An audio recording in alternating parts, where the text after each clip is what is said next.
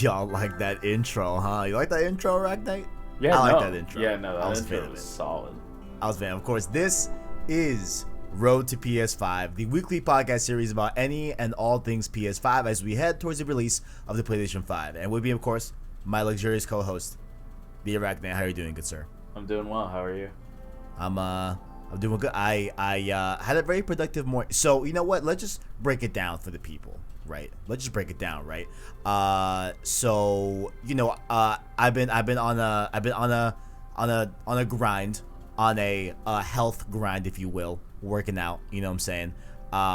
So this was like the first like kind of full week, minus Monday. So now I have a bedtime of like 11 o'clock, 11:30. You know. Then I wake up at like 7 to work out at 7:30, whatever, and then come back to work on videos and stuff like that at like 8 o'clock, 8:30 or whatever. So I'm still, honestly, I feel like I'm pretty used to it at this point after being like 5 days straight, you know, of like having that routine. So it's been going good. So that being said, of course, the weekend, I'm not doing workouts on the weekend, but I still woke up early. So I'm like, screw it. I called my barber. She was in. I got a haircut. You love to see it. You love to see it. Got some groceries done. You know, got some grocery shopping done. Productive. Still no Clorox wipes. It's a bit concerning. But you know, I have the microfiber rags. You know, and the spray. It works out. You know, and honestly, probably more cost effective to get the microfiber wipes and the spray. Yeah. It might be a little bit more cost effective that way for sure. You know, but I would still like, you know, my wipes eventually, you know. But yeah, of course. I digress. But, yeah, pretty productive morning, you know. I'm chilling. I feel refreshed. I'm good. What about you, good sir? How you doing? I'm doing, like, yeah, I'm still in that routine. My bedtime is not 11 p.m. Definitely not. Definitely not. Hey, I am still completely open to moving recording times to fit your lifestyle. I'm good. Yo, I could bend it. I'm agile. You know what I'm saying? I could do it. You know. I probably do need to work on fixing my lifestyle change. Yesterday, I have a few friends that have been playing. Like, we all started playing Warframe. A throwback for me. Throwback, definitely. We all started playing Warframe again, and they're like, "Hey, yeah, we have the start chart done," which means like they have like the main story like pretty much done. And they're like, "Hey," and they played. They have like 200 hours to my 10 when we started. Right. It's like, yeah, and it's like, you need to get this done so we can do missions, like the missions to like level up stuff like a lot more easily. So yesterday I played for 13 hours. Damn, my boy grinding out. You love to see it. To like catch up. And you love to see it. It was rough. I started at like what, 3 p.m. Actually, I think it was longer than like it was longer because I started at 3 p.m. I took like an hour break here and there. I just did a light workout because I was feeling like nauseous, so I just took the day off. And like all in all, the Steam session said it was like, last time I checked it was like maybe like 700 minutes. That's intense. So a lot of minutes. Yeah, no. So it was a lot of just like the same level types over and over. Right. So I was like, oh, like I finally stopped playing at like 5:30 in the morning. Warframe's interesting because that was one of like the early PS4 games that hit. That was a pretty big deal in terms of like a multiplayer game and everything. Yeah. I liked it a ton back in the day, you know, because that was back when like Call of Duty Ghosts was out, and me being like a really hardcore COD guy back in the day, those CODs weren't the best by a mile. Oh yeah, absolutely. So Yeah. So like I was looking. So Warframe would be like the supplement to that, back in the day. But I know that that game still gets supported very heavily. I'm pretty sure it's on Switch right now as well. And it's changed a lot. I bet. I mean, yeah, absolutely. Not even that bad. I've heard that it's changed drastically. So I've been curious. Maybe I'll come around to it with the PS5. We'll see. It is a lot of fun. Yeah, like, definitely. In the last 2 weeks, I've put in 78 hours. Like, damn. Quarantine life be hitting different. You love to see it. So I've just been playing that a lot. Yeah, I see. We'll get to what we've been playing a little bit more extra, but before we move on, I feel like it'd be worthy on top of the episode to let the people know where they can find you. Probably in the beginning of the episode as well as the end. I feel like just in case for those that don't make it to the end, at least they can follow the boy. On where they can find you, ArachKnight. Yeah. I am on the PlayStation Source Twitter.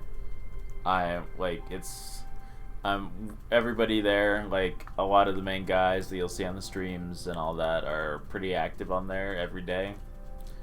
I'm under the same name, the ArachKnight, nothing special there. Make sure to check that out if you haven't. It's pretty fun. It's pretty cool. I'm on Twitch. Same name, twitch.tv/the ArachKnight. And I am on Twitter. And yeah, I'm on Twitter, Orly_Macias. Talk about pretty much just comic books and video games. So if you're interested in any of that, make sure to check it out. Beautiful. And of course, you can continue to watch the feature episodes of Road to PS5, as well as all of our other content here on youtube.com/PlayStation Source, as well as through your favorite podcast service every Sunday by hitting the anchor link down below to find us on Apple Podcasts, Google Play Podcasts, Spotify, and any other major podcast service by just searching PlayStation Source podcast feed. To support the show, you can of course like and subscribe, as well as become a member of the channel by hitting the join button or the link in the description, as well as following us on our other platforms such as Discord, as what ArachKnight just brought up, as well as our Twitter @PSSourceVids. Both those links down below in the description. And of course, if you'd like to, further on, become a member of the channel, forgot to put that here in the beginning notes, but you can, wait, did I put it? I swear I typed it. I swear I typed it. Where did I put it? Whatever, who cares? Oh wait, no, right here. Here it is. Wait, did I read it? Yes, you did. I did read it. I'm going insane. Wow. That's crazy.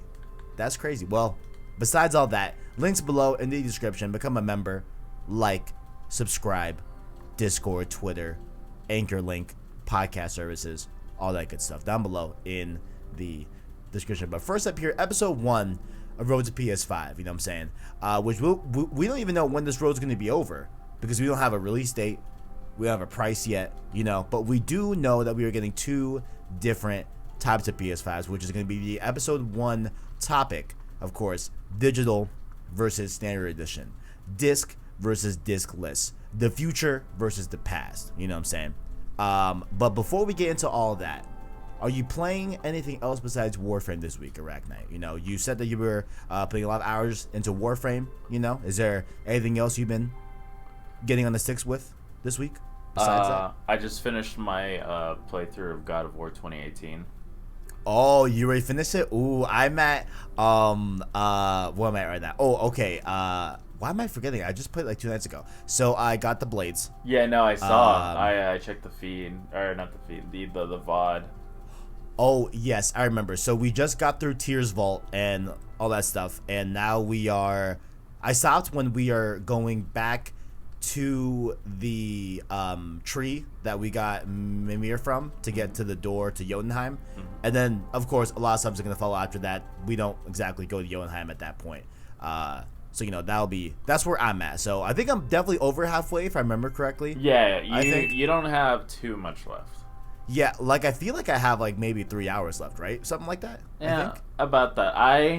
Maybe a little bit more. I don't know. Yeah, my perception of time on these on this game in particular is like very different, considering honestly just how much I get my ass kicked.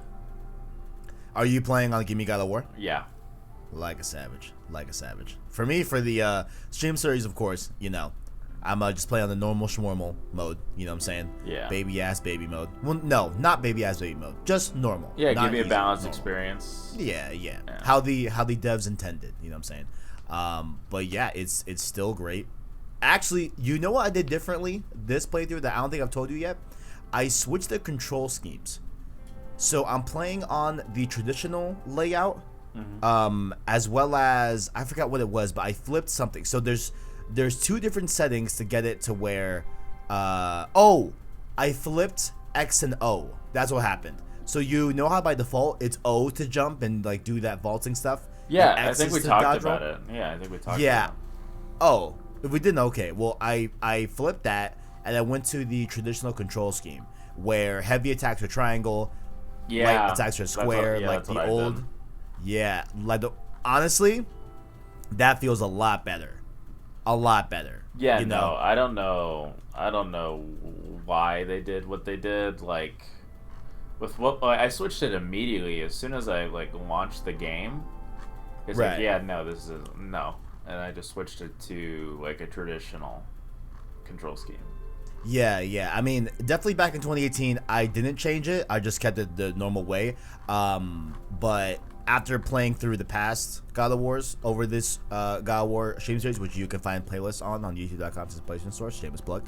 But you know, we're going through all the God of Wars, and you know, other than Ascension, where they changed some button layouts a little bit in Ascension that you can't change back. Oddly, well, not oddly enough, it was back in 2013. You know, there wasn't really a emphasis on really letting the player control the controls, how they, you know, like find, you know, adjust and tune it or whatever. So, understandably so, they didn't have any options to change it in God of War Ascension.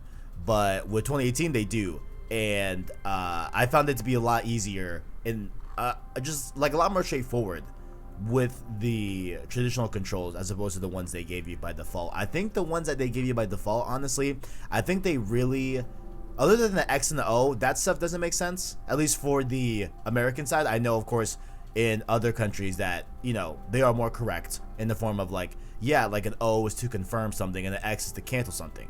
You know what I'm saying? But in terms of like, for us, like jumping is X, you know, and to like dodge or like to roll is O. You know what I'm saying? Yeah. I don't know if it's like that. Maybe it's flipped as well in other countries, you know, and they use jump for O and X for dodge. I guess that makes more sense because like with your X, if you press X to dodge, you're like canceling out that incoming damage, right? And then O, your jump, you know. I guess that can make a little sense, but I swapped it. It feels a lot better. And I think the traditional controls in God of War 2018, when it first came out, I think that they fine-tuned the controls to make the axe throwing feel really good. You know, I think that's what the primary source of the weird controls in God of War, you know, was to summon the axe and like how that felt. But I digress. Still having a fun time. It's a great game. It's so good, man. So good. And the times where you know, Kratos' past comes up, it hits a lot different, bro. Oh yeah, it hits so much harder. When Athena pulls up, it's like, oh my god, that hits so much more. So great. Good stuff. But I'm starting to dip a little bit more further into Final Fantasy VII, the original. Yeah, right? I saw that. I saw your screenshots on Twitter. I'm like taking little bites because I can't resist, but eventually, soon, probably after honestly God of War, I'm gonna just take the full dive. You know what I'm saying? Honestly, what's been a really big issue is, well, not issue I guess, but I've been rewatching Avatar: The Last Airbender. Always good. And so, oh my god, that's been flame. But I'm gonna probably try and do half and half. I'm trying to maybe, hey, this time at the end of the night, we're gonna either do Final Fantasy VII or we're gonna continue Avatar. I gotta start splitting those up. You know what I'm saying? Gotta start taking turns. But Avatar's been too good. I gotta split the time now. You know. But it's been great. Where am I in Final Fantasy? Oh, I got to the train yard. Yeah, I saw that. Yeah. So I'm at the training yard. That's where I stopped. Last time I played, which was maybe like 2-3 days ago. So I'm excited to get back to it. And yeah, I don't think I've been playing anything else. Oh wait, no, we played a little Hyperscape this week. Yeah, on JoyClicks. Yeah. You can catch that stream on JoyClicks as well. youtube.com/JoyClicks. But of course, Hyperscape, Ubisoft's new battle royale. It differentiates itself from the other battle royales simply from the fact that like there's more of like an arena combat type of mobility movement. So there's a lot of verticality in Hyperscape, a lot of floaty type of movements throughout the air. So it kind of feels like a old traditional Quake type of game and stuff like that. Like those like classic arena shooters is what I feel like it mostly feels like, and what really sets itself apart from other BRs on the market. I'm still bad at it, right, ArachKnight? I'm still bad at it. But dude, I can't put the game down. Like there's something about this game that I just want to keep playing, you know, even though I'm trash. I don't know, man. I know you weren't too hot on it. I don't even give your little thoughts on Hyperscape before we get into the PS5 talk, if you have any. I played it on PC. Okay, that's a okay. Yeah, no, how do you feel about that? The aiming on consoles just feels awful. Maybe it's just because I'm new on it. I only played like 2 or 3 games. Yeah. But there's just something off about how the aiming feels that I don't like. I think there's a few things. So I think what I'm garnering right with the aiming and having a little more time in the game, I think that this may sound like some scrub talk, whatever, but I do feel that the aim assist needs to be kicked up a little bit more. I feel like you lose targets really easily based off the high mobility. I'm not asking for like an auto aim. I'm asking for like a little bit more of like just a little bit stronger of an aim assist. Just a nudge. Of course. Yeah, just a little bit more, because we can't be as pinpoint precise like on PC where you don't need aim assist. But of course with the sticks, I feel like a little more aim assist couldn't really deter the game. I think it could only help.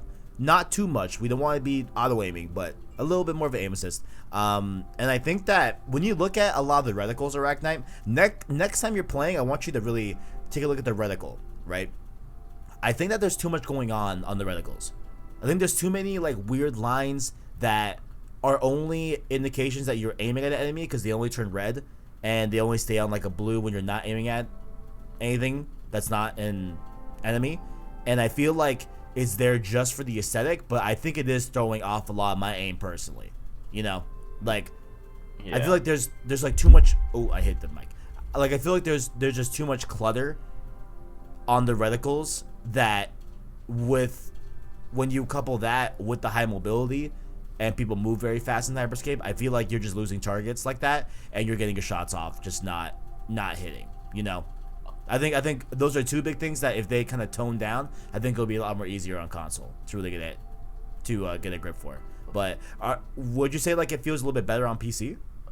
It definitely does feel better on PC because there are a lot more factors that go into how your aim feels on PC. You can turn off mass acceleration. You can say, all right, I'll have an 800 DPI but a sensitivity of whatever, or I'll do 1600 DPI and a sensitivity of whatever, and you compensate for that. But on consoles, you get is like, do you want 24 or do you want 25?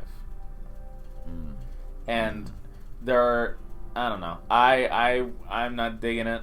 Like I play shooters. Like shooters and fighting games are my bread and butter. Like I love both genres. Like they're both like major time sinks on what I've played my entire like life.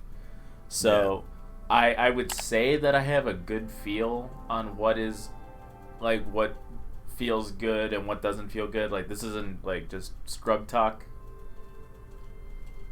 So like I don't know. It's just something about it that I don't like. It feels over designed in some areas. It feels under designed in other areas. It runs poorly. It looks like trash. It runs poorly on PC? Well, on PC, it's a different story because my computer's a monster. Right, yeah. But I do get a lot of frame dips. Interesting. So on the PS4 Pro, at least, I thought it ran pretty well. The only complaint I have with like performance, I guess, which is not really a performance side, I guess it's more of like a server side, would be that I think it takes a little bit too long to die at one match and get to another match. I feel like it like loads a little bit longer than I would expect and stuff like that. But other than that, I feel like in game when you're in the match, I feel like everything runs really smooth. I feel like I can equip different abilities really fast. I feel like I can upgrade my weapons really fast as well. I feel like everything is really fluid, I feel like, personally, and like I don't really see any frame dipping, at least from my PS4 Pro's perspective. But yeah, I just have the Slim, so. Oh, I see. Okay, so maybe that could be a factor for sure. A base PS4 versus a Pro. Yeah, mostly my issues just came from the PS4. The PC, only when there's a lot of stuff going on, like the zone's closing and like there's like somebody throws up a wall or a mine goes off and it's just a bunch of people shooting. Yeah. And it's like then it just it doesn't feel like it was ready to release. I will like the only reason I was playing it like afterwards is just to give it a fair shot. Yeah. And I think I'm done. Yeah, I mean, I totally hear you. Totally get it. Both you and Christian have like similar views on it as well. Christian, of course, of JoyClicks, youtube.com/JoyClicks. But I don't know, man. I'm really enjoying it. You know what I'm saying? Even though I'm like really trash at it still, like I still feel the wanting to play it again and get to a acceptable level of skill. Yeah, no. You know what I'm saying? And I do feel myself getting better, but it's just definitely like a lot.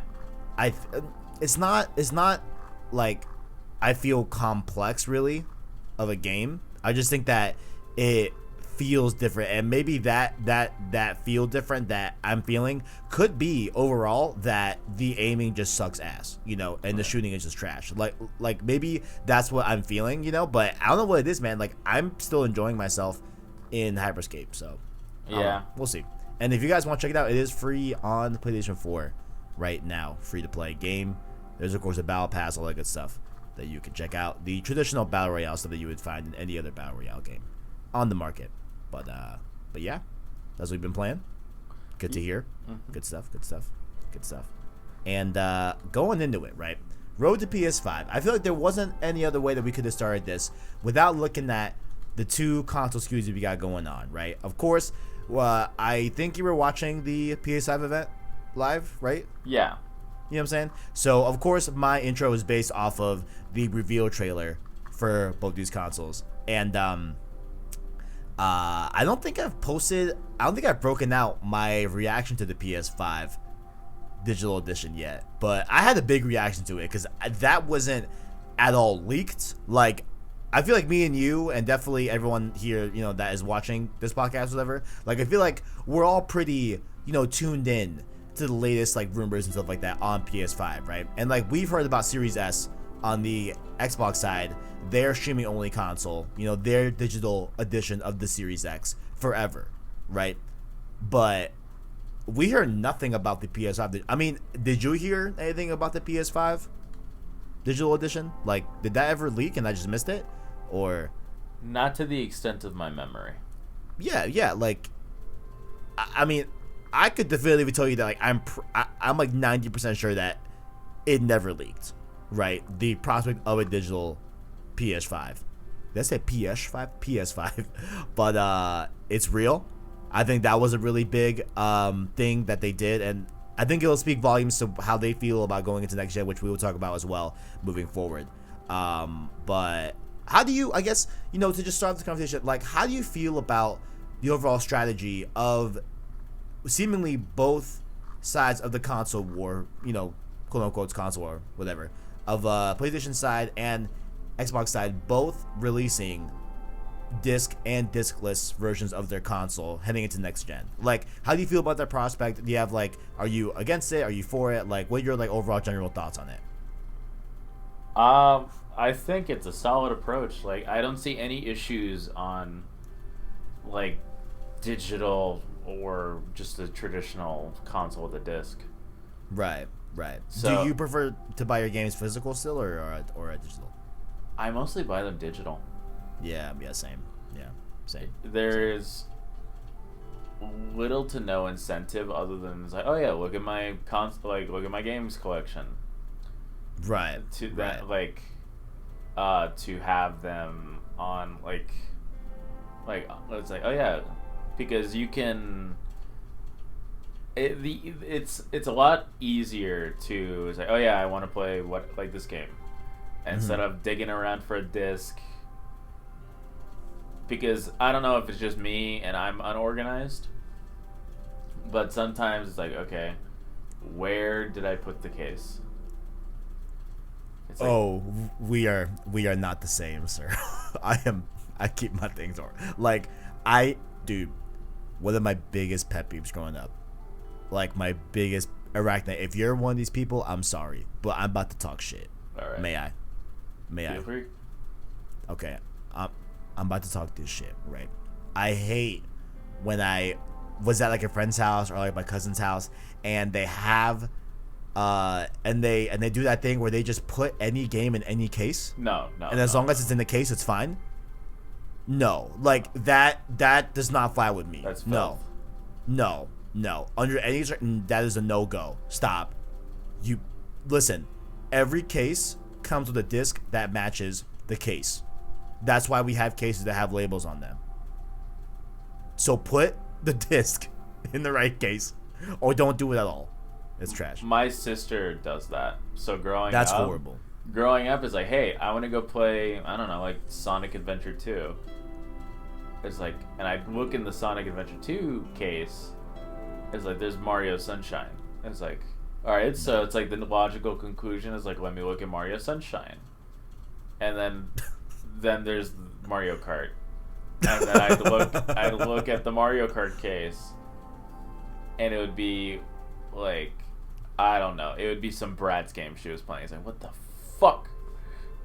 No, it's horrible. So I'd spend like an hour just digging through every single case, and it's like, finally, and then it's like, all right, like, yeah, I like growing up, like when I was like a lot younger, my parents my parents did put restrictions, like, all right, you can only play for an hour on school days. Right. So it's like, all right, hour's up. I was like, motherfucker. Yeah, mine was a lot more hardcore. I wasn't allowed to play games during school nights at all. Like zero, zilch, nada. You know, for some reason, they let me play handheld games, so like on the PSP and like PSP Go and stuff like that, and my DS, whenever, right? But for some reason, console gaming was only for the weekends. For like the longest time. Yeah. Very weird. Yeah, Very it's weird. probably because they assumed it was like a lot more. It's like, oh yeah, these are bigger games that I want to put more time into. But console games are for like babies. Or I mean, handheld games are like for babies. Yeah, I would love to ask them that, because like, I mean, I wonder what that perspective, like, I guess from someone that isn't, you know, some that may be like a little bit older, you know, like a parent or whatever, I wonder if I guess they would view portable gaming like not as gamey as a console game, right? Right.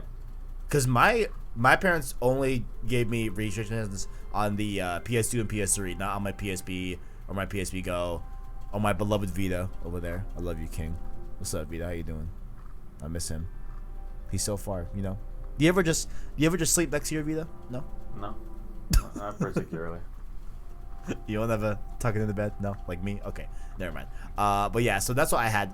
But yeah, so overall, I also buy digital. You know, there's just too many positives to it. Like when a new game was dropping, I love that 12:01. I'm playing the game. You know, I don't have to drive home or like go somewhere. Even though I do miss midnight launches. You know. Yeah. Midnight launches at like GameStop on a crisp November in Arizona. Ooh. Those hit. You know what I'm saying? When the air was like a little bit little bit frosty. You breathe in, you feel that cold that you never feel in Arizona. Yeah, we have to wait all the way till like November, while other people it's like, oh yeah, like it's like September and it's freezing. It's like, wow, yeah, because we have a dry climate, right? So it definitely gets hot, but it definitely gets cold in Arizona. Like, I'm not even gonna lie. Maybe I'm a wimp. Maybe I'm a wimp, but I personally think it gets pretty chilly here. It's not snowing here. Let me not front, but it gets a little chilly. You know what I'm saying? Right. But what I did was I wanted to do a poll and I'm probably gonna do polls on Twitter at the top of the week. To just go over and see what the crowd is feeling in terms of PS5 and stuff like that, and the topic that we're discussing at hand. So I put up a poll on Twitter earlier this week. Which PS5 are you buying? And I put an asterisk, not for reasons of price. Vote as if the price doesn't matter. Which one are you most inclined to get? Because, obviously, if you're going for the cheaper one, we're all assuming that the digital edition will be a cheaper price point, which we'll talk about as well. But, besides price, what would you prefer, right? And 86.7% of the 45 votes on Twitter said that they were going to get the PS5 Standard Edition.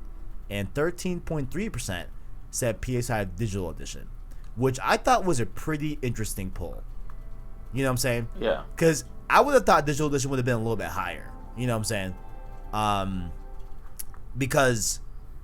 we've been seeing, of course, there is a quote unquote artificial or just explainable bump in digital sales because of course COVID right now, and it's people are very unlikely to go out and buy a digital game. I'm sorry, buy a physical game. You know what I'm saying? So might as well just buy digital. It's right there. Don't gotta go nowhere. Don't gotta touch nobody. Breathe on nobody. You know what I'm saying? So we've been seeing a very high, peak in digital sales and stuff like that. So I figured that, and I feel like overall this generation, we have been seeing an increase in digital sales. You know what I'm saying? Like, digital is definitely peaking on like over half the market of game sales. I believe right now it's like 51% of games are being sold digitally. You know what I'm saying? So I figured that would be a little bit bigger, but I'm sure there's reasons that we will get into as to why that poll was so expansive. But is that 51% just for PlayStation or overall? No, that was overall. Yeah, that was a stat I'm pulling out of my ass that I remember in the depths of my mind that was said like 2 months ago. Well, I'm sure like that. I'm sure Steam and like Origin and Xbox Game Pass have like a big contribution to that number, because that's fair. I love PlayStation. Like, this is no diss to PlayStation. I mostly lean towards PC. Mm-hmm. Like, if a game is on PS4, like all consoles, I will more than likely buy it on my PC. Well, yeah, I mean, of course, yeah, it definitely makes sense. But like, yeah, definitely for sure. So it's like, and if it's a PC game, of course I'm gonna buy it digitally. Like, I'm not gonna buy a disc. So I'll just go to Steam, buy the game, download, and be done.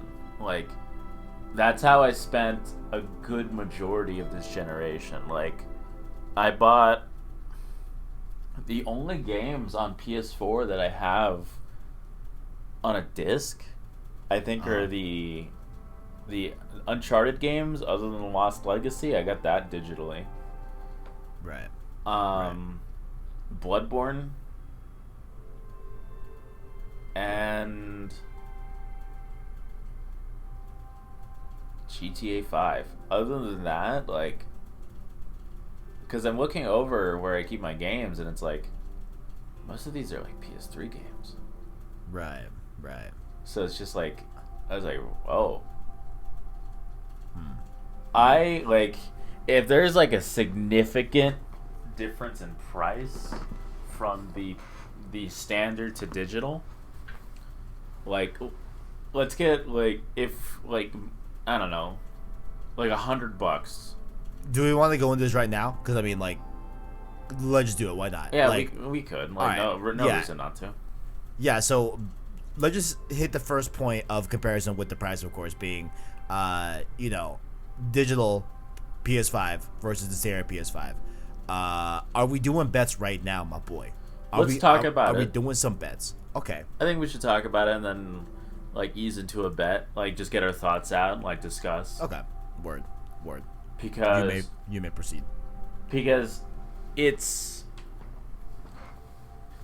I don't know, like... With how, like, in the first half of the, like, PS4's, like, life, I didn't buy many games because honestly there weren't many games coming out. Like, the thing that worries me though is if I ever wanted a collector's edition, would I get that option?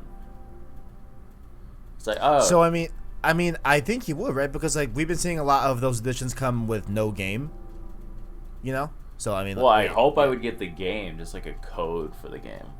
Right. Or that. Or, like, $60 reduced on a collector's edition, I can just rebuy the game. Or whatever. Interesting. But it's just, like... Because... Here's a story from 2017. Mass Effect Andromeda. One of the biggest heartbreaks of my life. The collector's edition for that game, I was about to buy it as soon as it was like, oh yeah, here's the collector's edition for Andromeda. Like, this is before the game released. And I was about to buy it. It was like an instant cop. And then I saw that it didn't have the game included. And it was standard price for a collector's edition. No game. It came with a steelbook, but no game. Yeah, that's always been weird to me about the no game thing. That just doesn't. No. It's like no. Like, if you're gonna call it like a blank edition, I think it should come with a game, right? If you want to sell a statue that's separate, right? Yeah. If you want to sell like any of the items that would be in that hypothetically, like a la carte style, that's a totally different dynamic. And if you're not going to include the game, I feel like you just go down that a la carte route instead of selling this bundle that traditionally would have a game in it and just not include a game. That's just wild to me, Yeah, no, like, after seeing that, I was like, never mind.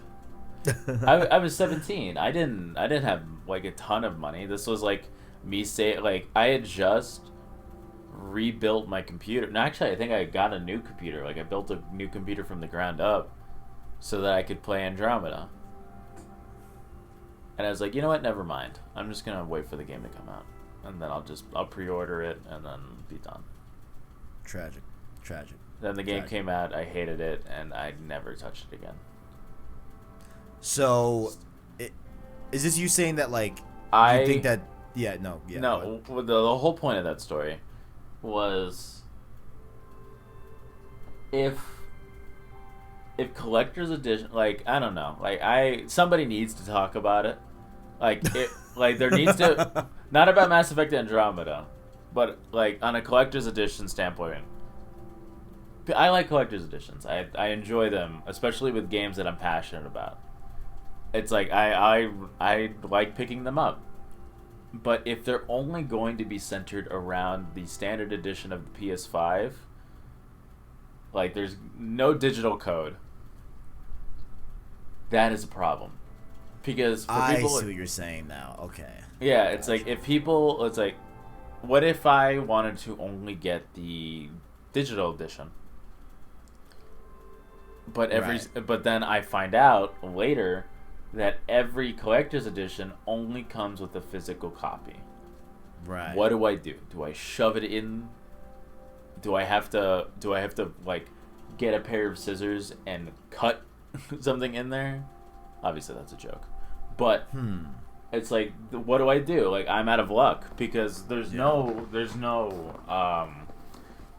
like disk drive. There's nothing I can do with that. It's like, I have this game. I have a $60 game in my hand, or $70 with what people are saying.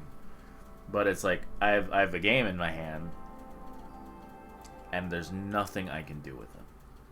I think they're gonna do this one of two ways. Actually, maybe a couple of ways. One way, they have 2 different SKUs of the collector's edition, perhaps. Yeah.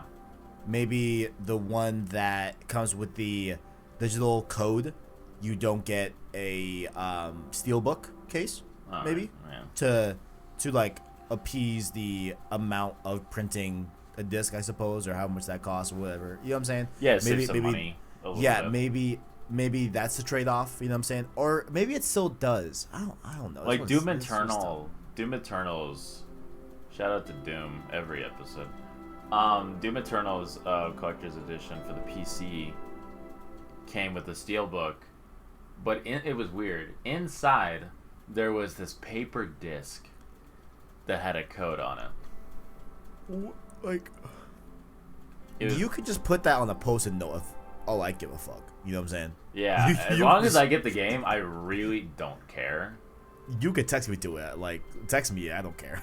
Yeah, so, like, I appreciate steelbooks, especially with, like, if I do buy a collector's edition, like, I'd appreciate a steelbook. I don't know, like, a lot of time goes in designing those things, and be kind of ashamed to, like, miss out on that just because I bought a different version of the console. Because, all right, yeah, okay, yeah, definitely. Like, I'm willing to pay the same price as everybody else pays. Like, that's not a concern. If I'm buying a collector's edition, I'm obviously, within reason, willing to spend more money on this certain game for whatever reason it may be. Right. Like, right. So, I would appreciate a steelbook. Like, a lot of steelbooks have really, really cool designs on them that I like to. So yeah, it's like, yeah, I really like this franchise, so I have the steelbook for it. Like the Uncharted games, like I have the Uncharted 4 and Uncharted 3 collector's editions, and I enjoy those. Like, yeah, I was like, yeah, these were some of my favorite games growing up, so that's why I bought these. I have like the Nathan Drake statue, like right over here, like. Right. So, yeah. Man, what was he? So, here's what I think. I think the easiest way out of this whole predicament, right, is just because then you don't. Okay, you know what? No, I think you include a steel case, right, as if it was a physical game, right, but I think you just have 2 SKUs. I think you have one that has a digital code, the other one has a disc if you really want a disc. You know what I'm saying? Because both versions of the PS5 are going to support digital games. Yeah. Right? You know what I'm saying? So I think at that point, in terms of the editions, they have to cater to the lowest common denominator. You know what I'm saying? Which would be the digital code that both consoles can support. You know? Yeah, I don't see how there can't be, because earlier we mentioned that there was going, like, the Xbox was doing along a similar route. So I don't know, I don't understand why there would be any difficulty on like PS4 or the Series X, and then you click on PS5 and then Xbox. It's like you click on PlayStation. It's like digital, standard. Then you click digital or standard, and then that's it. And then you purchase the product, and then when the product comes, you get everything in the collection, and inside the steelbook you get a digital code, and then you put it in, you install it, and you're done. Right. Like, I agree. I like the last. Actually, no. I have the PS4 game. I have Spider-Man on steelbook. Like, that was the last. That's hot. Like, that was the last collector's edition I got for the PS4. Oh my god! Complete sign out before we get into the other topics at hand. My cousin got me Ellie's journal from The Last of Us Part 2. Ooh. It's a very nice thing. It's on my desk, of course. I'm not gonna use it, but it's damn good. I forgot to show it off and tell you guys. That's crazy. Well, it's at that point. Of course, you know, with there being a digital and standard edition, the digital edition will not come with the 4K disc drive. Specifically the 4K Blu-ray disc drive, of course, which is of course owned by Sony. And I think that this move is interesting, right? Like, overall, right? Because I think that it's a way of them, I think, sidestepping into the inevitable future of an all digital game ecosystem.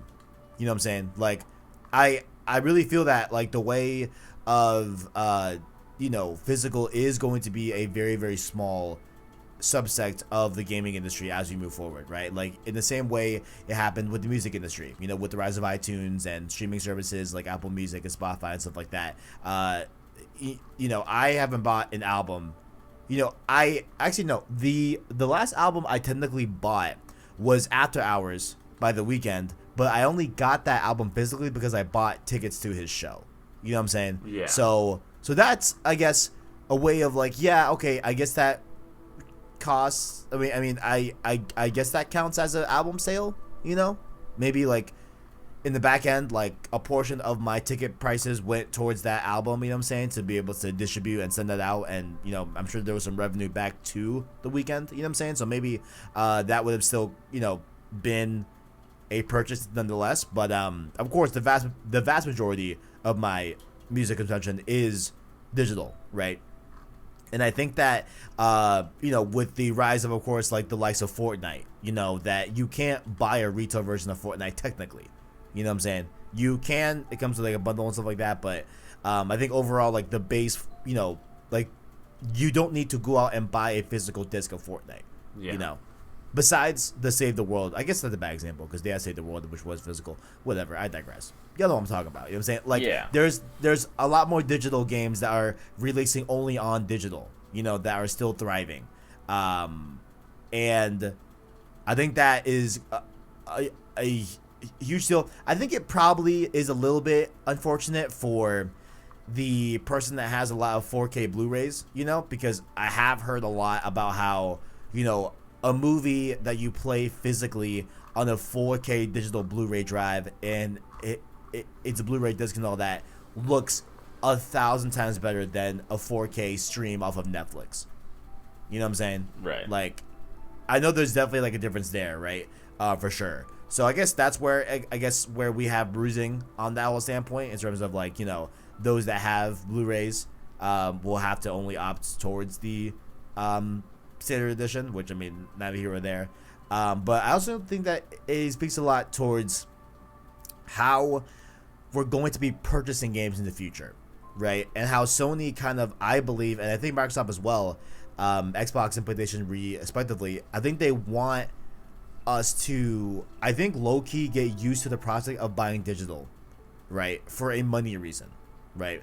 Because they make a lot more per dollar selling a first-party game on PS Store or on Xbox Marketplace or wherever it's called over there. You know what I'm saying? They make a lot more off of a digital sale than a physical sale.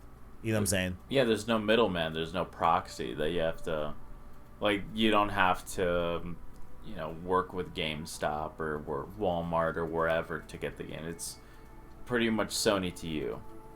Exactly. Yeah, exactly. And like, I know, so these numbers are probably from like 2-3 years ago, and they've just been, embezzled in my head for a while. But I think on average, the average $60 game that's sold in the United States, right, after tax, generally speaking, on average, it's like $64.51 or whatever it is, like around like $64, right?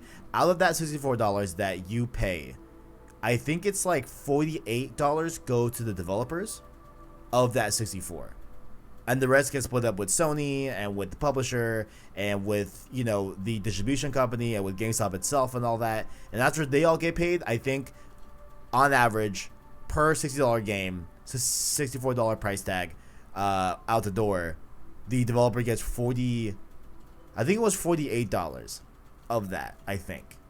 So. And it's a lot. I don't know what exactly is in terms of a digital sale, because I guess that is only Sony and then the dev gets the rest. So it's a lot more for sure. But I think that's what we're gonna start seeing, and I think a big way that they really made that foot forward and made that foot clear was the inception of the digital console. Definitely. And like, the only problem I see arising from that is that I know the brick and mortar shops, like of course GameStop, Target, Walmart, etc. What is it internationally? EB Games, I think, is still around in other countries and stuff like that. I think the big hurdle that Sony's going to probably see, and the whole pushback, and why I think both Xbox and PlayStation wants to really ease into this feature of only games that are digital is that they are going to piss off retailers. Rip GameStop. Yeah, by not incentivizing the player base to go and get a physical game and do business at their store. And that could easily flip on their head down the road. And GameStop could say, hey, we don't want to carry your console. You know? Like Walmart can say, yo, I don't want to carry your PlayStation 5 Digital Edition if they're not going to be able to come back and buy games from us. You know what I'm saying? Like, they tried, like, the digital cards, which I thought were always hilarious. Did you ever buy a digital game off of a card in GameStop? Absolutely not. Yeah, no, I always looked at those and I'm like, that is such a weird move. Like, I mean, I get it. You try to make it work, but, man, I don't know.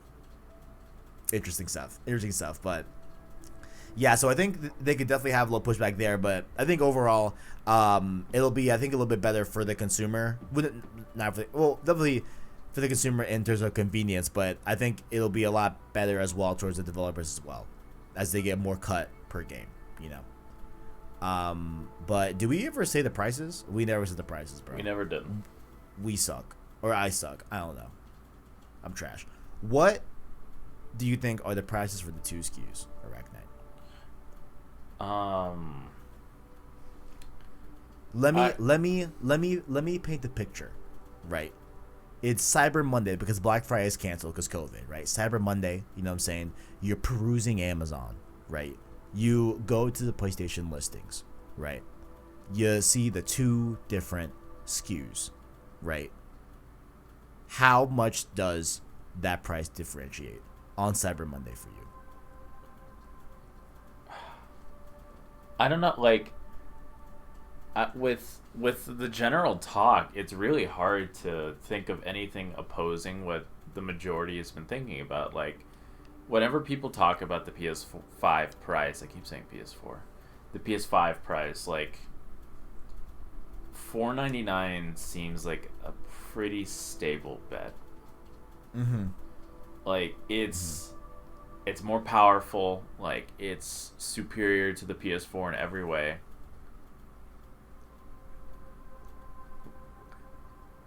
It seems like a safe bet to say $499. And I know right. I just, like, in the Ghost episode, I was like, I gotta stop betting on what I want and what I think is logical. Because, like, you know what would be, like, a power move? Dude, from, like, Sony? $399 with, like, a $329 digital. I'd be fucking shocked. Like, shocked. That's a power move. Because here's, like, so what we know of right now, right, is that these numbers came before we had the prospect of a digital edition console, right? So I don't think there's numbers out there that tell how much it's costing them to produce a PlayStation 5 Digital Edition, right? But as far as I'm aware, the standard PS5 is costing about $450 to produce. Right? Really? And then and then when you bundle it, and these numbers are from, oh my god, Kevin, don't forget the website. Oh my god, they've been breaking a lot of news. Not Business Insider. Oh my god, this is gonna kill me. Bloomberg. Thank you. Oh my god, thank you, Brain. Bloomberg News. A very reputable source.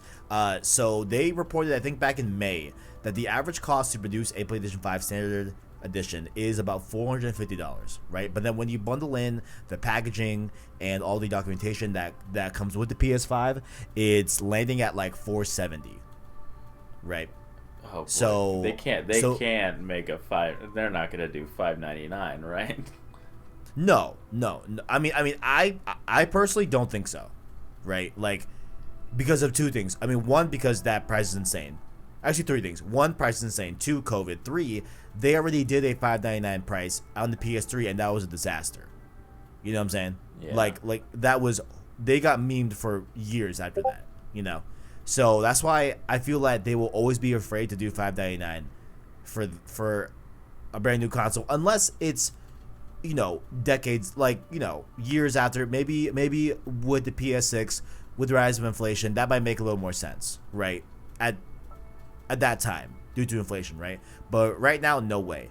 But I really think that, you know, if they want to do a power move, like what you said about $399 PS5 Standard Edition, let's make the Digital Edition $299. You know, something insane, right? Let's say they go $400 and $300, right? I think they could easily make it up for themselves in their mind that, hey, listen, the people love our fucking games, right? Like, our software sells insane, right? And if people buy the digital edition of the PS5, right, they are going to be getting, we are going to be getting more money out of them whenever they buy a game, because their only choice is digital, right? So it's almost like they're gonna get, I mean, it's not almost, it is like they are gonna get more revenue off of digital edition PS5 in the long run than a standard PS5 with a disc option that they'll make the same amount that they have been for a while now, right? So I think with that being said, I think if you couple that with them being confident in their first party, you know, and the numbers that they did this generation, and how much their software paid off as a whole and everything, I really think that they could take that bullet. But I don't see them doing it, but I think there's a future that could be possible, you know. Yeah, I don't know. Like, it's tough though. Like that's like nearly $70 to eat. Yeah, it's a gamble. Yeah, that's a $70 loss on every hardware, and that's not gonna. Yeah, no. You know, I mean, and then plus, like, I mean, they could possibly view it like as a corporate business standpoint. They could probably view it as like an investment. Like, listen, like, let's just get these boxes in as many homes as possible. Because yeah, then what? Like, it's like they have to buy our games now. They're not just gonna let the console sit there. Exactly. Like I believe the PS5. I believe the PS4's attach rate right now is at like 10.4, something like that. You know what I'm saying? So that's like, on average, the average PS4 user is buying 10 games per console, I believe. I'm pretty sure that's the stat. I could be wrong on that, but like, I know the PS4 has a very positive attach rate, right? Or maybe I'm mixing that with Vita numbers. I don't know. I mean, shout out to Vita. Shout out to the Vita, because that has a stupid attach rate. Vita has a very high attach rate. But I think the PS5. I mean, God damn it. I think the PS4. I don't think it's, you know, that wild to say that like the PS4 also has a very high attach rate as well. So maybe like in the long run, like maybe they could see it as like, hey, like overall, as long as their first party is good, like, yo, God of War Ragnarok is gonna sell, Spider-Man 2 is gonna sell, Miles Morales is gonna sell, Horizon's, you know, the Forbidden West is gonna sell. You know what I'm saying? Like, we're gonna have plenty of bangers that are gonna sell. You know what I'm saying? So I think that they could maybe do that, but I don't see them doing that. But if they do, that's ballsy as hell. Like, that is a high risk, high rewards, you know, outcome for sure. So you think for sure Standard Edition is gonna be $500, aka $499? Yeah, that would be my bet. Like, it's what everybody's saying. It's what everybody's been talking about, because I do recall what you mentioned earlier from Bloomberg on the production being about 450. Mm-hmm. Because there's no way they would, because the PS4 sold like how much? Like 110 million consoles? Right now we're at like 115 million right now consoles sold. Yeah. You lose $100 per console times 115 million. Yeah, because if I remember correctly, I think the PS3 was selling at a loss actually for a while, and the PS4 was selling at a profit from the jump. So they were able to sell the PS4 with a profitable rate, and not lose any money per console. But I think the PS3 sold at a loss actually, because that damn cell processor, man, like that thing was crazy. You know, it's just for the PS3 era. Yeah, it's like if they sell for if it costs $450 to produce, and they sell for $499, the loss isn't that significant. Right. Especially when you tie in games. Mm-hmm. And what comes from the PS Store, like people buying PlayStation Plus. And that's another thing as well. Yeah, like PS Plus and everything going on with all that. Like, Sony's making money at the end of the day. Listen, this is gonna be a great Road to series because I wanna be. I mean, I have one of my ideas where like I want to lay out to you the PS5. Oh my God, not stats, specs, and from a PC perspective, guy, as you are, I want you to tell me like, all right, like how much are we talking here? Like how powerful is this? Does this look on paper, right? And then of course there's another one I have in mind where like I want to go over with you like services of PlayStation. Like what do you think that we can improve on, all that good stuff. It's gonna be a great time. Yeah, no, like I think just the first thing that popped in my head when you mentioned that is let's not get into it now though. No, not specs. Just ideas not specs. Oh, okay, word. Okay, man. But it's just like the best thing Sony could do in order to kind of reach out to other people that might annoy the fanboys, which I don't get. Like, I don't understand it. Like, leave it in the Discord or whatever, wherever. I'd like to hear your thoughts. I know Starks has talked about it, but it's like I don't see the particular issue with putting PS4 games on the PC. That's also another thing that we will discuss because I have thoughts on that. That is somewhere in the middle. I'm in the middle of that whole thing, you know. But I'm mostly on the side of like, who cares? But yeah, that's a whole another thing. Yeah, right. No, it's just like yeah, like a PlayStation Game Pass or something. Like not like kind of like PS Now. Right. Right. It's just like you get more people, you branch out to other people. I don't know, like from the PS4 or the PS5 is looking to be a very, very like good pick for like console power, and from what I've seen, like it like across the board it looks very solid. So and we obviously have seen what the new Unreal Engine looks like on PS5 hardware, and we've seen how fast it can load Spider-Man comparatively to the PS4 Pro. Yeah, it's a very, very solid console. Right. And I think if you told me right now, like right after we're done recording, $499 is the console, I would be just fine paying that. For the PS5, I would, and they're smart. They're the best thing I've seen them do, like the smartest thing I've seen them do, is Spider-Man at launch.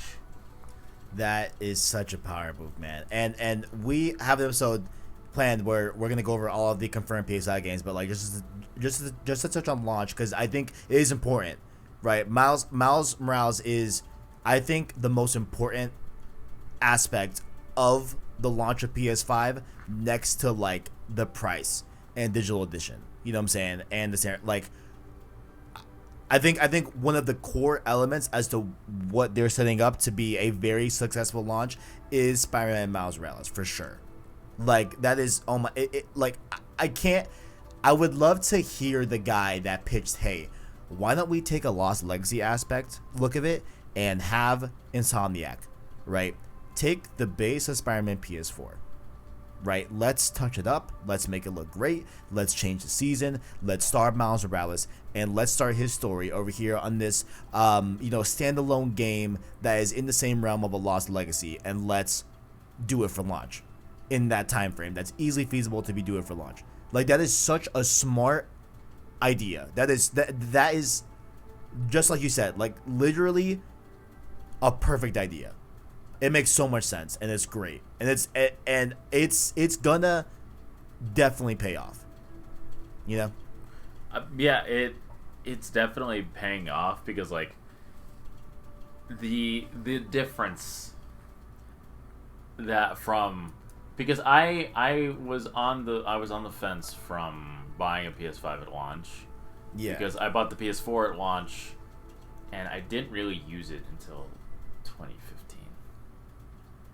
Like, I kind of just sat there collecting dust for a few years because there was just not much coming out. Like, Second Son came out in 2014. I played that, and then I was done with the PS4 for a while until Uncharted came out. And then 2016 onwards, then it was just full steam ahead. Right. But, like, I'm a Spider-Man fan. I'm going to buy the PS5 at launch just to play Miles Morales. Exactly. Yeah. I think Miles Morales changed a lot of people's minds on day one for PS5 for sure. You know, definitely. Like, I think that's going to be a big motivating factor. And it's such a great idea. But with that being said, right, you are day one on PS5, but what do you think the price of the digital edition is? Because I don't think you've said it yet. I don't think you said it yet. What? $4.99 standard. Uh-huh. $4.29 digital. $4.29. Interesting numbers here. Okay, so you're going $430, which is not that weird because we have seen that before. You know, that's not a totally weird number, but I can see that. Okay. I think 100% $4.99 is the standard, right? Even though it would be ballsy as hell if they did $3.99 standard, I don't think it'll happen. No, that's way too much of a loss. I think $4.99 standard is what we're looking at. For digital is where things get very interesting for me. So when you look at, okay, so I'm trying to think, because what I really want to know as well is where does PS4 end up after PS5 launches? You know what I'm saying? Are they going to do something a little bit different? Where are they going to keep it in the rotation of like suites of consoles that you can buy in store? Like, will the PS4 still be available to purchase? Is what I'm saying. You know what I'm saying? Because I forget if PS3's left shelves right when PS4 launched. I don't know if that's the case, and I don't think it was, because I know the PS3 was still selling games like very, very recently, like up until like 2016 and stuff like that. So I know like they were definitely, and I think maybe even to this day, like I'm pretty sure. But you know, the PS3 had a very, very long legs, as well as of course the longest legs PS2. You know, very long legs on the PS2. But I wonder if, you know, because I think that we're seeing a lot of this talk about cross-generation play. You know what I'm saying? How, to take one example, recently, you know, of course, Marvel Avengers, you'll be able to play on PS4 and PS5 across generationally. You know what I'm saying? So I think that there's going to be an emphasis on that with specifically multiplayer third-party games, right? So I think it would be wise if Sony would still give people the opportunity to play some of the third-party multiplayer-centric games on PS4 and be able to play with people on PS5, right? Like, I think that would be a beneficial move for them because of the sheer install base of the PS4. Having over 150 million PS4s out there in the wild. You know what I'm saying? So I think that it would be an interesting move for them to go, all right, we're going to still keep the PS4 as a tiered rotation of PlayStation consoles that you can buy in store. We'll say for maybe like a year and a half. Then eventually, of course, the PS4's got to go, right? But let's say, you know, for a year and a half during this leeway period, you know, we're gonna still provide some support for the PS4, right? But if you want to play our brand new spanking first party games that you had on PS4, you're gonna need to get a PS5, which I don't think is that crazy to ask. You know what I'm saying? Like, I doubt God of War 2 is coming to PS4 and PS5. I doubt it. You know what I'm saying? That's not happening. They only ever do that like super early in the console's lifespan. Like, I'm talking like less than a year from release. Yeah.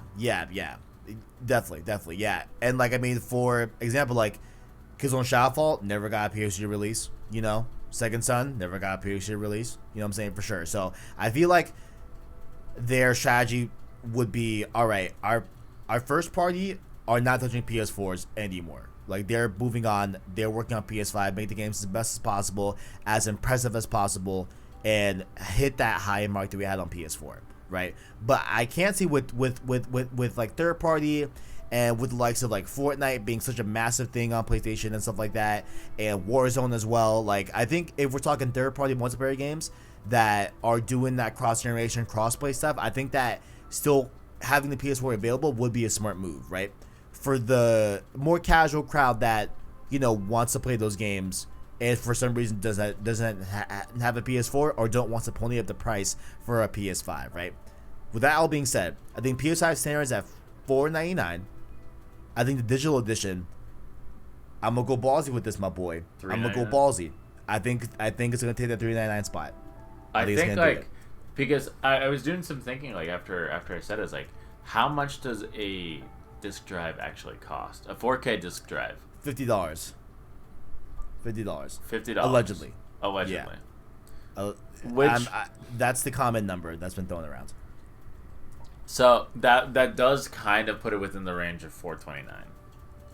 Oh, definitely.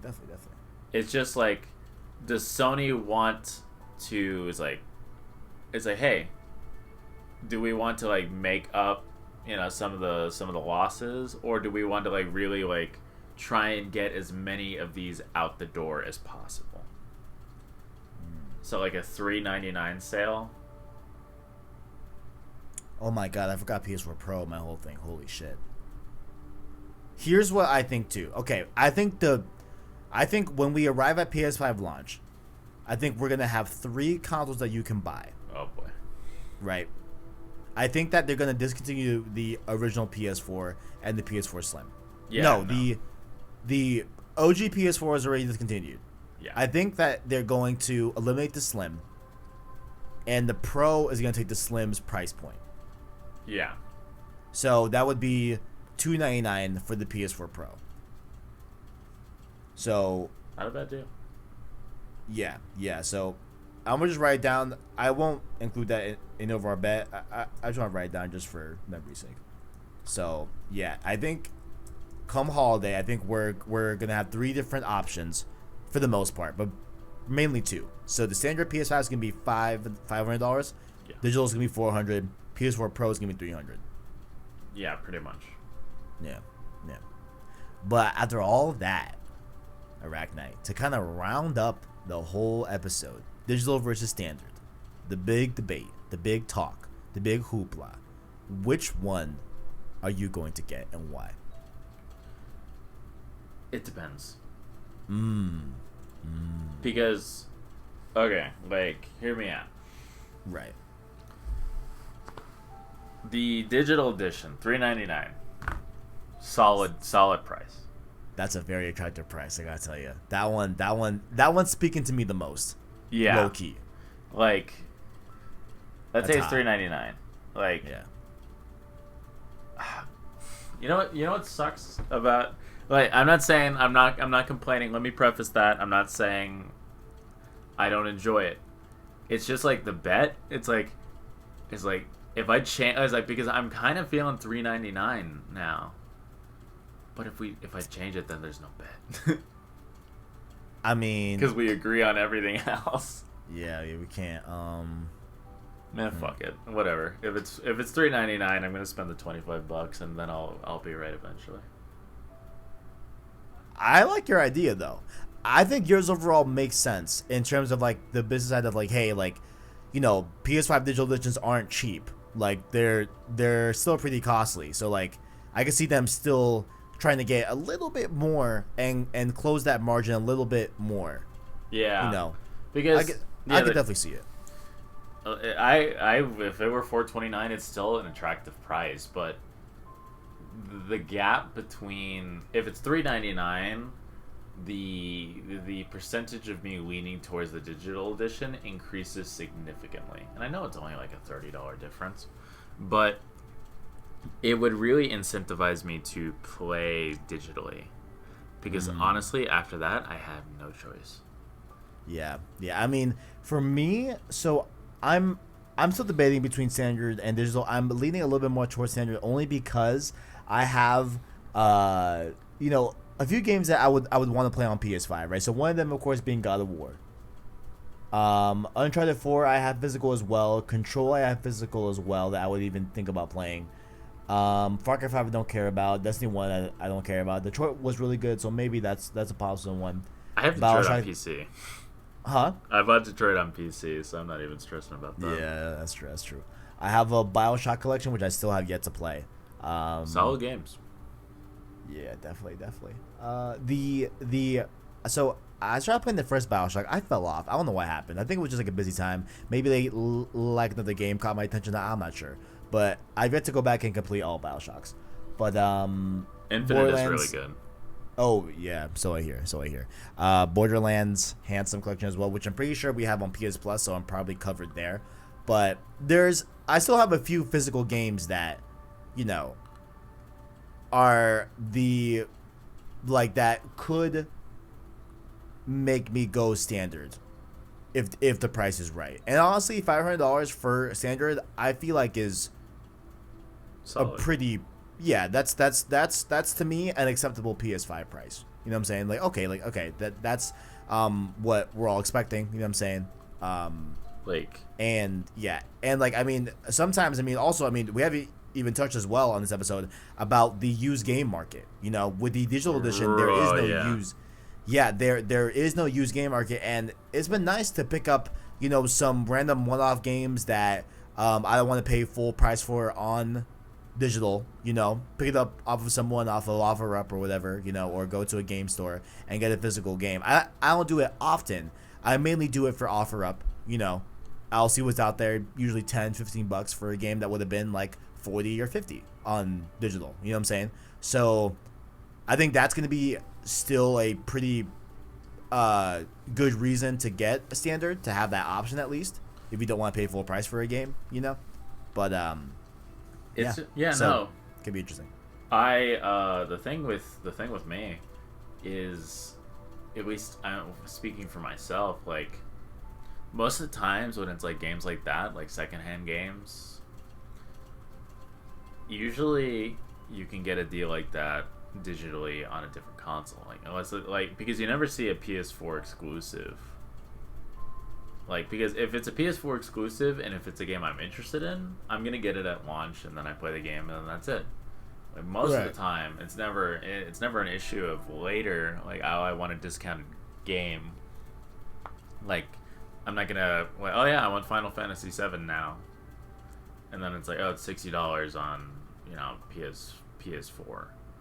Like, usually it's not how it goes, because personally I pay attention to the exclusives coming out on the PlayStation consoles. Right. So it's either I decide I want it or I don't. And if it's on a different console, it's like oh, then I usually just buy it for cheaper on my computer anyway. Right. I think where I'm gonna end up landing is I'm gonna need to see the prices of the consoles, of course, before I make a decision, like full on, right? I think that if the price is $399 for digital for the PS5, I'll be a little bit more inclined to get digital. Like, I think honestly, if it's $399, I might just do $399. I think, possibly, I'm not sure. I'm just afraid that I'll regret it in the future, you know. But you know what? I think $399 might push me a little bit more to get digital. But if it's $429 digital, I think standard. Yeah, because in my head I'm like, you know what? It's $70. I'm already dropping this much. You know what I'm saying? Might as well. Might as well just cover my bases and get the standard. But I think if there's $100 difference, I think that's when we can get a little bit more in the weeds of like, all right, I could see myself just getting digital. You know, because I mean, I haven't bought a physical game in forever. Yeah, no, I haven't bought a physical game since Spider-Man. Yeah, that's like a brand. I think honestly, the last brand new game I bought physical was God of War back in 2018. You got Spider-Man digitally? Yes. Yeah. I did. Yeah.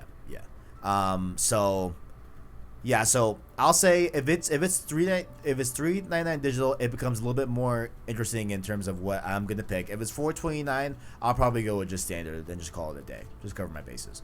But I think I can give up those bases if it's meaning that I'll save $100. You know what's something that I'm a little concerned about? Like, I don't know how they would do it.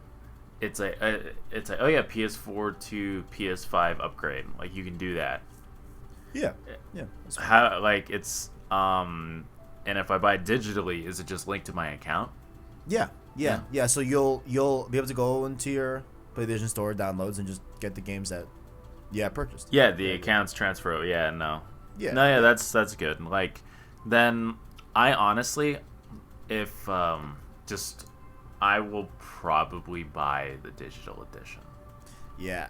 I know for sure I'm either my little brother cuz he works at a job where like he's on shift for like 12 hours straight, you know what I'm saying? So like if orders go up, he might not be able to actually go on the computer and do it himself. So I'm going to be assisting him and ordering whatever he wants for him, right? In the trade-off that, if he is definitely getting the digital edition of the PS5. He has no physical games. He doesn't care, right? So he's going digital all the way in, right? But the trade-off is that, hey, yo, listen, my boy, if I get the standard, let me at least unbox the digital edition for the channel. And then you can take it home. But let me unbox it too on the channel, right? If he gets standard, I get digital or whatever. It's like, yeah. That's what I'm saying. So I can get both unboxings and, like get a full comprehensive look at. Absolutely. You got to do it for the content. You know what I'm saying? So I'm definitely going to pre-order for my little brother the digital edition. And that's another thing too. Like off of that, I might just get the standard anyway. Content. Just to see the differences and just compare and contrast. Which we forgot to even mention, the form factor is a little bit different, of course, with the removal of the disc drive. Honestly, I think that the PS5 looks better. I think the digital version looks better. It's slimmer. It's a lot more sleek, a lot better for design. There's no like hump, that like weird disc drive hump, on the digital edition. I think the digital edition looks a lot better, even though it's not the standard. I would pay $429. Okay, digital edition's $399. I would pay $429 just for the black console. Wait, what black console? Well, I'm just saying it's like oh yeah, you can pay $30 more if you want, instead of white and blue, it's black and blue. Oh shit, dude. Yeah, okay. Dude, I'm so sold on the white. I might still get the white. No, I'm fucking capping. I'm definitely gonna get a black PS5 if it is a white PS5. No, never mind. I'm capping. I don't think they'll have a different color scheme, to be honest with you. I think they're only gonna do the white PS5. I think personally. Tragic. Yeah. That like I don't know. It's just every other console they've made except for like the original PS1 has been black. Yeah, gray, black, now white and black. Yeah. It's just like, I don't know. I would pay. All right, hypothetical time. Here we go. Miles Morales. $5.99 comes with the game, comes with the console. Black and red. I would buy that. Yeah, that's what I was asking you. Like, because I figured that you were gonna say, listen, Kev, like, if there's no Miles Morales custom console at launch, it's all good. They're probably saving it for Spider-Man 2, no big deal, right? But in the meantime, I'm gonna get the digital edition of the PS5, pay as little as possible for the day one edition, play my games on there, right? But then when we get to the console edition of Spider-Man 2 with the Venom black, whatever we're looking at, my bad, symbiote black, whatever we're looking at here. I appreciate the correction. That's when I'll get the big boy. I'll get the standard with the disc drive. You know what I'm saying? Or maybe, yeah. Yeah, no, I'd probably give, I don't like. So what I did this last generation is they were selling the PS4 like Slim on Black Friday for like $180 when Spider-Man came out. Damn, that's a fucking steal. And it came with a terabyte, like more hard drive space, and I was running out. So it's like, okay, like it's $180, and I already have Spider-Man, so whatever, I'll buy it. So I bought it, and I gave this guy I used to be friends with my old PS4 because he didn't have much money and he always wanted a PS4. So it's like, right. So it's like, here you go, man. Like, Merry Christmas. Here's a PS4. And I bought him I pre-ordered Mortal Kombat for him because he was a big Mortal Kombat guy. So I was like, so here's Mortal Kombat. Here's a PS4. You can download it when it releases. Merry Christmas. And so it's like, I probably do that again. Like, if I did buy the digital edition. Right. Right. But, and then just wait for, because come on, they gotta do a Spider-Man 2 PS5. No, of course, dude. Do you know how, dude? The most famous custom PS4 is the Spider-Man one. Like, it's perfect, you know. Like, my cousin has it, and my best friend has it, and my best friend was trying to sell it like last month. I'm like, do not. No, no. How sir, much? How much is he selling it for? I mean, what I told him, I'm like, listen, which you should take my advice, right? Is even if you get a PS5 day one, do not trade in that PS4. Keep that PS4 in mint condition. It's used, but keep it in mint condition as much as you can. I told him to keep the box, right? I'm like, keep all the packaging, keep that thing in, because that is going to be worth so much in the future, my boy. Like, that PS4 Pro Spider-Man Edition is so sought after. It is a one of a kind thing. You know what I'm saying? If he's still selling it, like, hit me up. I'll buy that. I'll buy that right now. Damn. Hey, I will take that off your hand. I'll trade you my old PS4. Like, we can do a swap. We could do a swap. Like, it's a slim. I feel, yeah, he would definitely be more inclined as soon as he gets a PS5. You know, yeah. Like, once because he is day one on PS5, he's all good. So like, once he gets to PS5 day one, maybe he may, of course, sell the PS4 Pro, the Spider-Man edition. Like deadass is like, I would give you like $150 and my PS4 for a swap. Just, you can take it. I'll take that right now. I will perhaps tell him tonight. I will tell him that my boy's looking for a swap. For sure. It's just like, that PS4 is my biggest regret, because I was 18, straight out of high school, unemployed. Like, if I had the money to buy a whole new console, I would have. It's a beautiful console, man. The Spider-Man one is beautiful. It's a really good, when it comes to even like the controller, it is a phenomenal looking console. And I hate red. But I fucking love that Spider-Man console. That thing is fire. My favorite PS4 custom console is the Days of Play. It's got a blue and yellow one. Oh, come on. That one was made ArachKnight. for you. Wait, what? That was made for you, yeah, that console. It's fucking perfect, right? It's fucking perfect, right? You know what's not perfect about it? And what made me just not buy it? Honestly, it was a bit of a spit in the face, like, if I'm gonna keep it real. It came out like, I think 2018 or 2019. It was like semi-recently. It's the slim PS4. Not the Pro? No. And I'm like, I can't backtrack on my PS4. Just I can't. If it was a Pro, I would have bought that on site. That's not even a question. So they almost had my money. They almost had it, but God, I love that design. It's so hot. It's such a good looking PS4. I appreciate the not so subtle, just like, disrespect for my main color. It's like no. I hate red. It's like, damn. Hey, no, I mean, dude, it's just, I don't know, man. I don't like red. What's wrong with red? I don't know, man. It just doesn't fit with your aesthetic. Yeah. Yeah, I don't know. I've just always been blue and yellow. I don't know. Like, literally everything in my setup is black and red. Mine is black. My desktop is blue and yellow. I have blue A50s. Yeah. But hopefully we will get our colors of PS5s when the console gets in our hands this fall, presumably November. But until then, ArachKnight, where can people find you? if they want more opinions on you and PS5.